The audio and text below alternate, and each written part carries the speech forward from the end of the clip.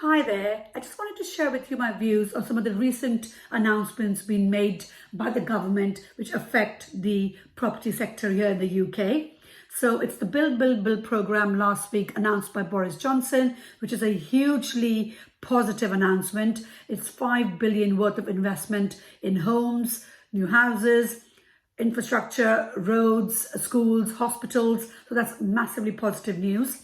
From a property development perspective, they're talking about removing the need to give planning permission to vacant commercial buildings. At the moment, generally speaking, apart from office to residential, you can convert using prior approval.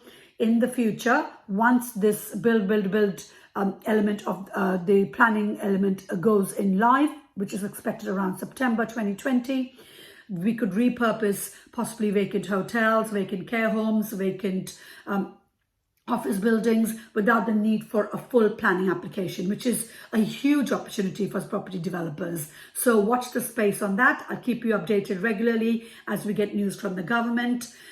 So yeah, a massive boost to the economy once this program gets kicked off. Today, Rishi Sunak announced stamp duty threshold is increasing to 500,000 from 125,000, which it is currently. That's got a double-edged sword, unfortunately. So obviously, in the whole, it's very positive.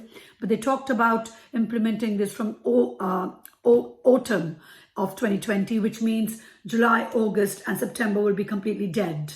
So if they need to implement it, they need to implement it in July to make sure that the property market doesn't just die and fall off a cliff until the stamp duty threshold comes into life. And last but not the least, Bank of England has talked about potential negative interest rates, which is great news for small developers like us who work with investors on loan basis, because obviously savers is not great news for them, and they don't want to be seeing their money being devalued in the banks. So it's a great opportunity for us small developers to work with investors who have liquidity and offer them a great investor package. So this brings me on very nicely to my July J6 event. Tuesday the 14th of July from 7 p.m. we have a joint venture special.